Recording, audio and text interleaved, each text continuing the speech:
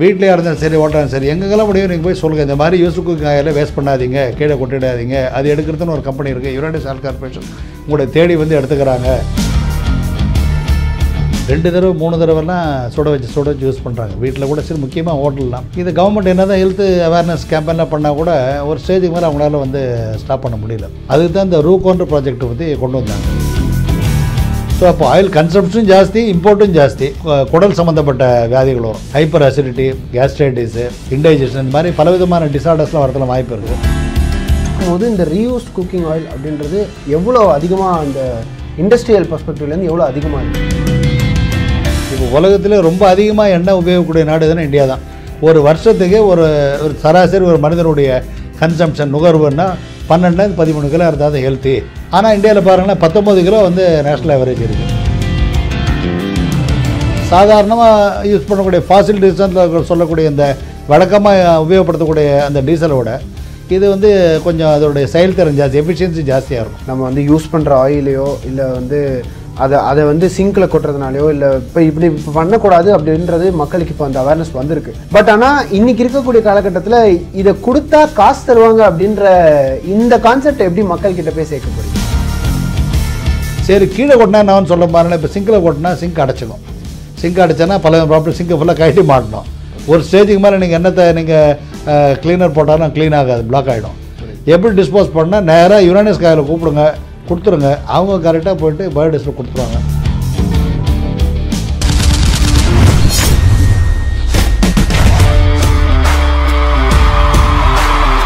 Behind Woods நேயர்கள் எல்லோருக்கும் வணக்கம். நான் உங்கள் நவ்னீத். இது உங்களோட எதிர்நீச்சல். இன்றைக்கி நம்ம கூட யார் இருக்காங்க அப்படின்னு பார்த்தீங்கன்னா திரு ஏ சங்கர் இருக்கார்.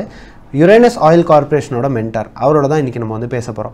நம்ம அன்றாடம் பயன்படுத்தக்கூடிய யூஸ்ட் குக்கிங் ஆயில், அதாவது நம்ம ஃப்ரை பண்ணுறதுக்கோ இல்லை எக்ஸஸாக யூஸ் பண்ண குக்கிங் ஆயில்ஸை வந்து நம்ம அதாவது யுரேனஸ் ஆயில் கார்பரேஷன் கிட்ட கொடுத்தா அதுக்கு பணமாக திருப்பி தராங்க. அண்ட் இது வந்து one of the most sustainable மூவாக வந்து பார்க்கப்படுது.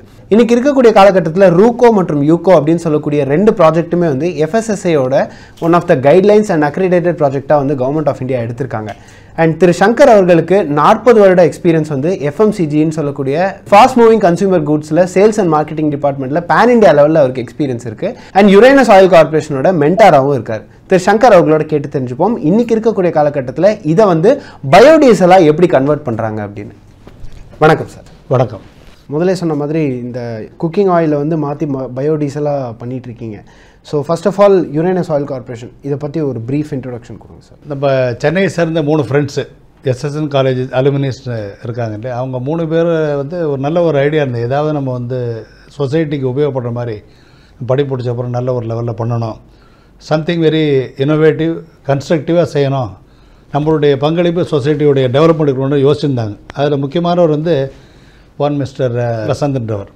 அவர் வந்து இங்கே UG முடிச்சுட்டு ஸ்டான்ஃபோர்ட் யூனிவர்சிட்டியில் மாஸ்டர் பிஸ்னஸ் அட்மினிஸ்ட்ரேஷன் பண்ணவர். அவரும் மீதி 2 ஃப்ரெண்ட்ஸ் சேர்ந்து என்ன பண்ணாங்கன்னா, இந்த யூஸ்டு குக்கிங் ஆயில் பெரிய இஷ்யூவாக இருக்குது எல்லா இடத்துலையும், அதை நம்ம எடுத்து எதாவது பண்ண முடியுமா, அது எப்படி நம்ம டிஸ்போஸ் பண்ணுறது அப்படின்னு யோசிக்கிறப்போ பயோடீசல் மேனுஃபேக்சர் பண்ணலான்னு ஒரு ஐடியா வந்து அவங்களுக்கு. பயோடீசல் மேனுஃபேக்சரோட தொடர்பு கொண்டு அதை பண்ணுறதுக்கு ஒரு ஐடியா கிடச்ச உடனே சரி நம்ம யூஸ் குக்கிங் பயோடீசல் பண்ணலான்றப்போ நம்மளே வந்து யூஸ் குக்கிங் நிறைய எடுத்து கலெக்ட் பண்ணி கொடுக்கலாமே, அந்த அளவுக்கு நம்ம சொசைட்டிக்கு நம்ம ஹெல்ப் பண்ண மாதிரி இருக்குமே அந்த ஆப்ரேஷன் ஆரம்பித்தாங்க.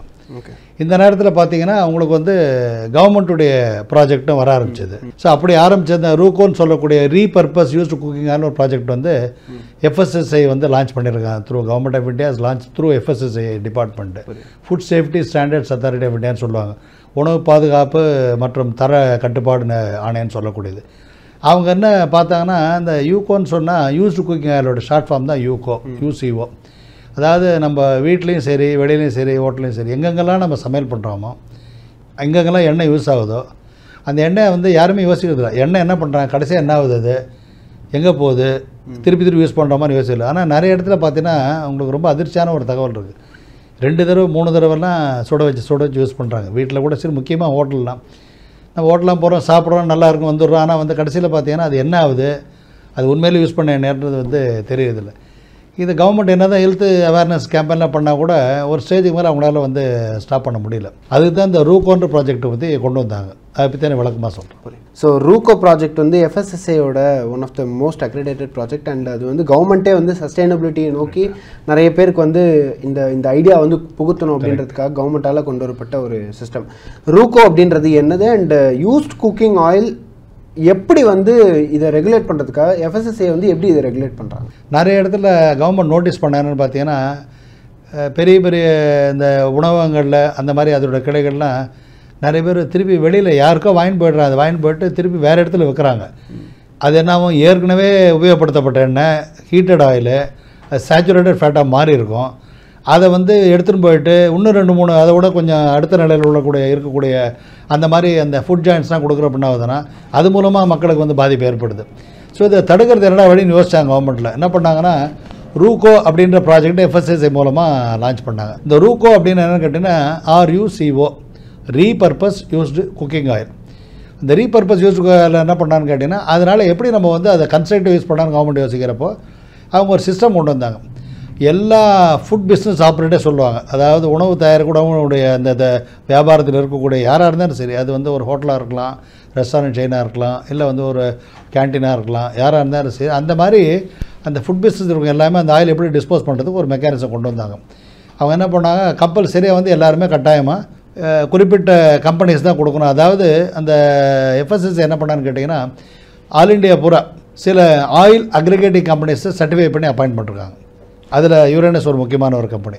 அவங்க டைரக்ஷன்ஸ் எப்படின்னா, எங்கெங்கெல்லாம் வந்து ஆயில் இருக்கோ அதெல்லாம் வந்து ஆட்டோமேட்டிக்காக இந்த யுரேனஸ் மாதிரி கம்பெனியில் போய் கலெக்ட் பண்ணிக்கிறோம். வேறு வெளியில் யாருக்கும் தேர்ட் பார்ட்டிஸ்க்கோ இல்லை இடைத்தரகர்களுக்கோ இல்லை சில்லர் அவ்வளோ கொடுத்துடக்கூடாது. அப்படி பண்ணுறப்ப என்ன ஆகுனா, அந்த வெளியில் அந்த மறுசுழற்சி வந்து தடுக்கப்படும் முற்றிலுமாக.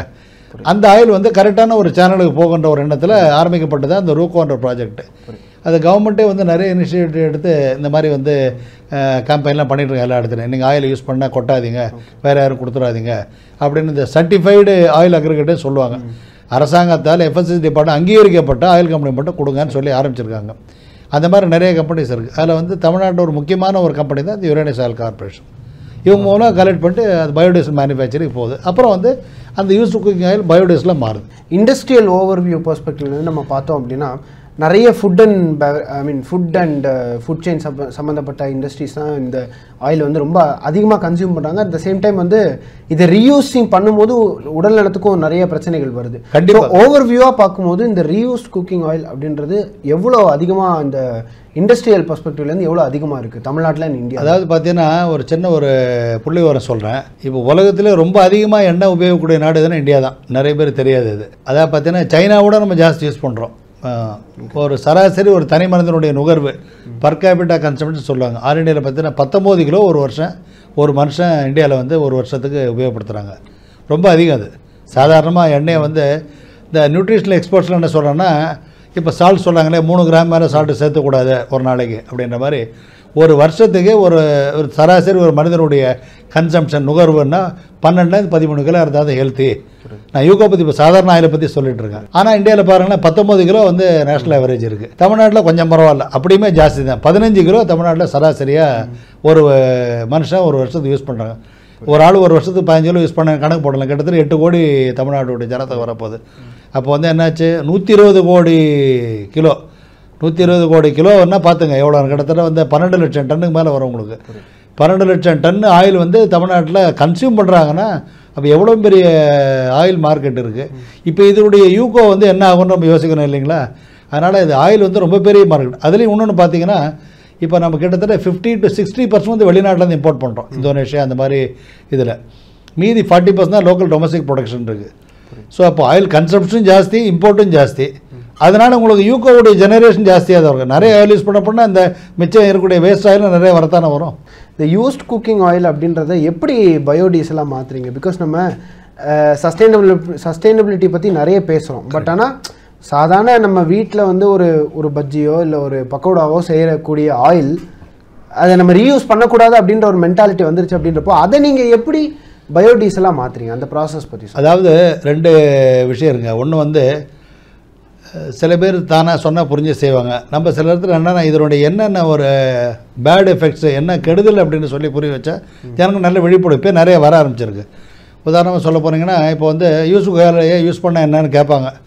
இப்போ அந்த மாதிரி ஏன் மிச்சம் இருக்குது அது வேஸ்ட் பண்ணுவானே அடுத்த நாளைக்கு தோசைக்கு நம்ம ஊற்றிக்கலாம் அந்த மாதிரிலாம் வீட்டில் கூட பண்ணுறாங்க. அது என்னன்னு கேட்டிங்கன்னா யூஸ் குக்கர் தான் டீப் ஃப்ரை பண்ண அப்புறம் யூஸ் குக்கர் வேறு எப்படி யூஸ் பண்ணாலும் அதில் நிறைய உடல் கெடுதல் வரும். ஒன்று பார்த்தீங்கன்னா ஃபஸ்ட்டு வந்து குடல் சம்மந்தப்பட்ட வியாதிகள் வரும். ஹைப்பர் அசிடிட்டி, கேஸ்ட்ரைட்டிஸு, இன்டைஜஷன் இந்த மாதிரி பலவிதமான டிசார்டர்ஸ்லாம் வரதுல வாய்ப்பு இருக்குது.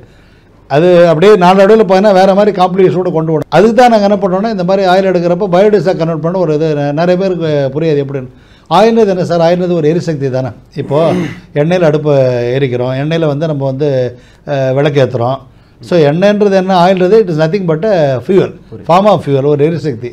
இந்த மாதிரி சேர்க்குற ஆயிலாக நாங்கள் என்ன பண்ணுவோன்னா அதை ப்ராசஸ் பண்ணி கிலோ ஆயிலை மொத்தமாக அதை ஹீட் பண்ணி அதில் வந்து கெமிக்கல்லாம் அதில் இம்ப்யூரிட்டிஸ்லாம் வந்து ஃபுல்லாக நாங்கள் வந்து அதை செக்ரிகேட் பண்ண போகிறோம். ஆயில் வந்து ஹோமோஜினஸ் ஸ்டேட் பேர் அதில் ஃபுல்லாக மிக்ஸ் ஆகி எடுத்ததுக்கு பிறகு அந்த ப்ராசஸில் கடைசியாக க்ளீன் ஆகி கரெக்டாக ஃப்ரெஷ்ஷாக உங்களுக்கு வந்து ஒரு சக்தியாக மாறுது.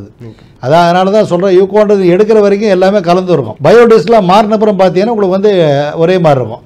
அந்த கலரு, அந்த திக்னஸ், அந்த டென்சிட்டி, விஸ்காசிட்டி எல்லாமே கரெக்டாக இருக்கும்.